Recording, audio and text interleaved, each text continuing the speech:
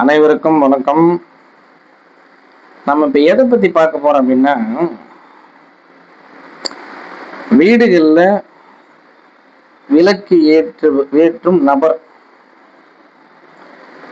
பெண்களா ஆண்களா? ஆண்கள் ஏற்றினால் அதிக பலனா, பெண்கள் ஏற்றினால் பலனா? இல்ல பெண்கள் ஏற்றினால் மட்டுமே அதிக பலனா, ஆண்கள் ஏற்றவே கூடாதான்? இந்த ஒரு புரிதலை பத்தி நம்ம பார்க்க போறோம். இப்ப சித்தர்கள் இருக்காங்க. இந்த கருத்தை கொஞ்சம் உள் வாங்குங்க. சித்தர்கள் இருக்காங்க. நமக்கு தெரிஞ்சு 18 சித்தர், அது மாதிரி 27 சித்தர்கள் இருக்காங்க, சனகாதி முனிவர்கள் இருக்காங்க, ரிஷிகள் இருக்காங்க, யோகிகள் இருக்காங்க, தவசீலர்கள் இருக்காங்க, அது மாதிரி ஆண்டோர்கள், சான்றோர்கள், முன்னோர்கள் அப்படின்னு நிறைய பேர் இருக்காங்க. இவங்க எல்லாருமே யாரு? பெண் சித்தர்கள் அப்படின்னு பாத்தீங்கன்னா ஒரு குறைஞ்ச ஒரு எண்ணிக்கைக்குரிய ஆள் தான். அவையார், காளைக்கரமையார், அந்த மாதிரி கொஞ்சம் நிறைய பேர் இருக்காங்க. ஆனா சித்தருக்கெல்லாம் சித்தர் முதல் சித்தன் முருகன். சித்தருக்கெல்லாம் சித்தர் முருகர். முருகர் வணங்கி முதல் சித்தராகிய மகான் அகத்தியர்.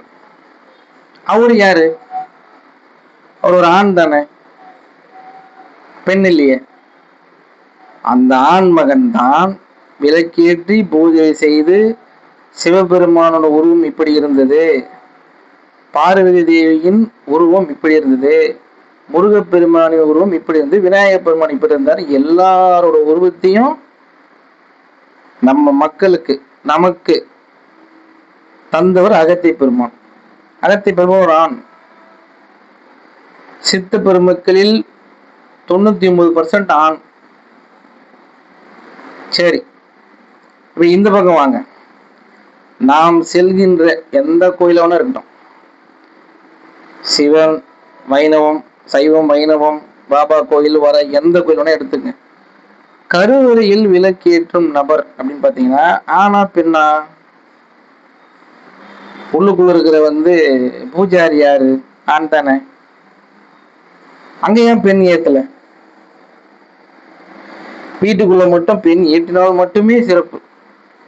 நான் சொல்லி வச்சிட்டேன், நிறைய பேர் சொல்லியிருக்காங்க. இப்போ பெண் ஏற்றினால் மட்டுமே சிறப்பு. பெண் வீட்டுல ஏற்ற எவ்வளோ வீட்டுல அப்படியே தான் இருக்காங்க, பார்த்துருக்கீங்க. இந்த வீடியோ பார்க்குற நிறைய பெண்களுக்கும் தெரியும். நான் விளக்கு ஏற்றிட்டு தான் இருக்கேன், எப்படியும் ஒரு முன்னேற்றமும் இல்லையா? அப்படிதான் இருக்குது. அப்படியெல்லாம் கிடையாது. ஆண் பெண் என்ற பேதம் இறைவனுக்கு கிடையாது, ஏற்றத்தாழ்வு கிடையாது.